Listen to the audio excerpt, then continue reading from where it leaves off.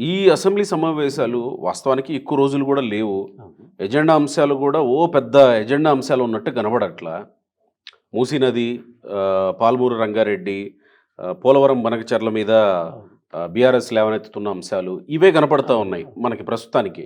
సరే ఇక 0 అవర్‌లో, క్వెషన్ అవర్‌లో కొన్ని మామూలుగా కొన్ని బిల్స్ టేబుల్ చేయడం అయన్నీ. కొన్ని బిల్స్ టేబుల్ అవుతా ఉన్నాయి.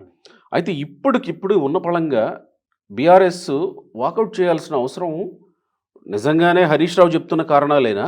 లేదా కవిత ఇంకా కొన్ని కారణాలని చెప్తా ఉన్నారు. అవి కారణాలా? వాస్తవంగా ఏం జరుగుతున్నట్టు? అంటే శాసనసభ సమావేశాలు ఎంతకంటే ఉధృతంగా, ఎంతకంటే ఉద్రేకంగా, ఎంతకంటే ఆవేశంగా జరిగిన సందర్భాలు ఉన్నాయి. ఉన్నాయి కదా! గతంలో మనం చూసాం. హ్మ్. ఎప్పుడు కూడా వాకౌట్ చేయడాలు ఏదైనా ఇష్యూ వచ్చినప్పుడు, లేకపోతే స్పీకర్ వీళ్ళందరినీ సస్పెండ్ చేయడాలు జరుగుతుండేది. సస్పెండ్ చేసే ప్రతిపక్షాలు జనరల్గా కూడా ఏదైనా ఆందోళన చేపట్టినా, సభలో ఏదన్నా వాళ్ళకి సరైనటువంటి సమయం రాకపోయినా కూడా ఇవ్వకపోయినా స్పీకర్ పొడియం దగ్గర పడి నిరసన వ్యక్తం చేయడము, అవును. తర్వాత అది కొంచెం ఉధృతి పెరిగితే స్పీకర్ వాళ్ళని సస్పెండ్ చేయడం ఆ రోజుకి, లేకపోతే దానికి సంబంధించినటువంటి అంశం చర్చ అయ్యేంతవరకు, ఈ అంశం అయ్యేంతవరకు సస్పెండ్ చేద్దామని చెప్పడం, ఇది మనం ఆనవాయితీ గతంలో చూసే సందర్భాలు చాలా ఉన్నాయి.